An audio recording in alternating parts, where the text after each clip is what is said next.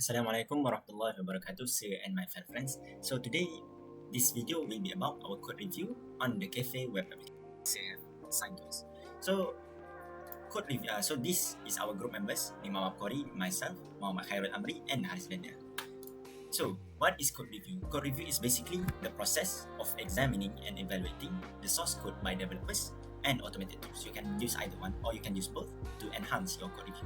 And then it is to identify the potential issues, ensure qualities, and improve code before it is integrated into the main code base or the deployment of the final product, the code itself. So the tools that we use are basically we have decided to do the code review for Cafe, and the tools used include ZAP.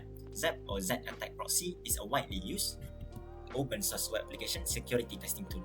It is a dynamic application security testing tool, meaning it analyzes the applications while they are running. So the risk level that we will be explaining would be categorized into three: low, medium, and high. Low is often related to misconfigurations or outdated practices. Medium may leak sensitive information or enable limited attacks.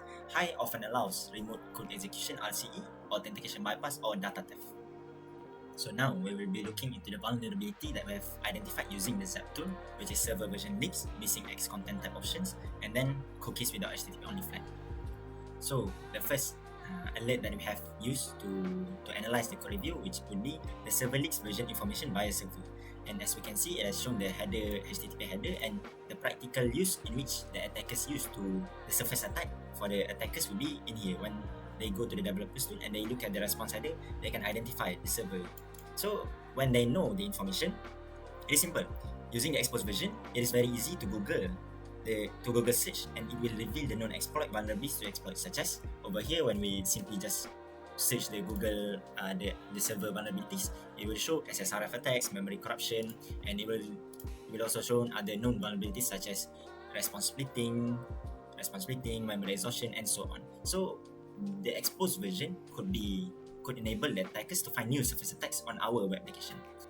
And the next vulnerabilities that we will be exploring into would be X content type option. As we can see, the ZAP has also analyzed where the problem is, and it has specified the problem, which is the about HTML.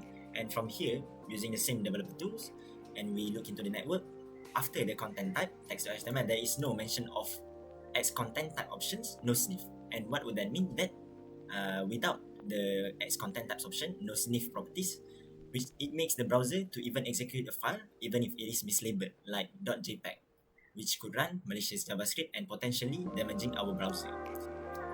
And lastly, ZAP has also detected that there's no HTTP only flag, which means that cookies can be accessed by JavaScript, like here. So the description has been set, which means that cookie can be accessed by JavaScript. If a malicious script can be run, then the cookie will be accessible and can be transmitted to another website. If this is a session cookie, then session hijacking may also be possible. So from the attacker's point of view, if they look at the network developers tool, they can also identify from here. After the set cookies, there is no HTTP only flag. So the mitigation for all of the three that I have mentioned, server version leaks, missing X content option, cookie without HTTP only flag, can be fixed by using simple fix like this as server tokens full, change it to server tokens prod, server signature off, and missing X content. Another line of hiding X content options, no sniff to hide the the content type. And then the cookies without HTTP only flag to add another properties such as HTTP only to and secure to. And that is all for me. I pass to the next person. Thank you. Thank you for such an amazing explanation. I'll be continuing with another vulnerability where it is called the absence of anti-CSRF tokens. So what are CSRF tokens? Basically, it is a secure mechanism to prevent cross-site request forgery attacks, and it ensures form submissions originate from your site. So as you can see on my screen right now, this is the form within the Cafe web application, within the login.php. The form doesn't include the CSRF tokens mechanism. So the impact that could happen for this web application, the attackers could hijack logins, change passwords, and perform actions as victims. However, if we include the correct fix, basically the CSRF tokens, then it would look like this. Just under the form starts, and then we put this input type hidden CSRF token, and then the value, and this generates CSRF token.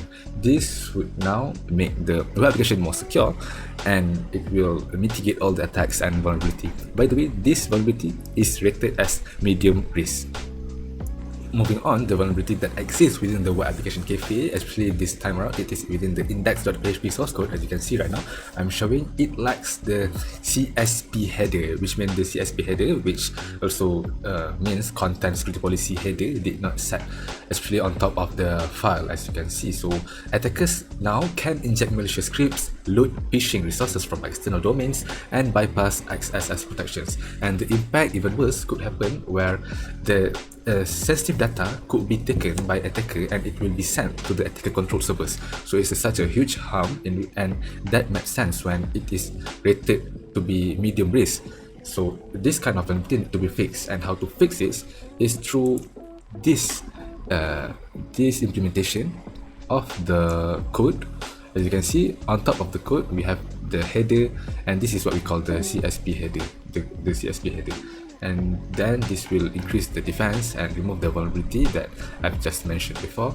So with this, it is better to have it, and it will only take sources that are trusted, such as images, scripts, or even styles, etc. Hi, so I'm HARIZ. I will be continuing another 3 vulnerability in Cafe web application, which is SQL injection, missing anti-jacking header, and also server disk version information. So let's get to it. So I will be starting with the highest risk of this Cafe web application, which is SQL injection. So as we can see on the Zap already showed that SQL injection is one of the vulnerabilities which is on a high risk for this application, web application.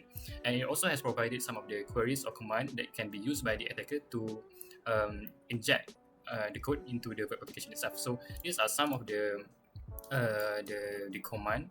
So as we can see on the register form or in the Cafe web application, I have insert the command respectively based on this information. So if you click daftar,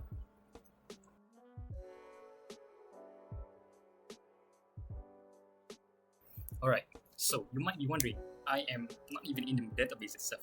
So as we can see, there is some errors and everything. Okay, so what I just did just now, as if you look at the code that I just put in, it actually says sleep 15. Okay, so what I just did is I injected the code using sleep, which is I'm trying to manipulate the database to pause for 15 seconds, and we just waited 50 seconds, which shows that the database itself is injectable. I can like manipulate the database. So that's one part of it. Okay, so how to mitigate this problem? So if you go to the register PHP, we can see that this is the code and everything. So this is the original code. So what we need to do is, the problem is that the input that the user has submit is actually a raw input. It isn't being sanitized.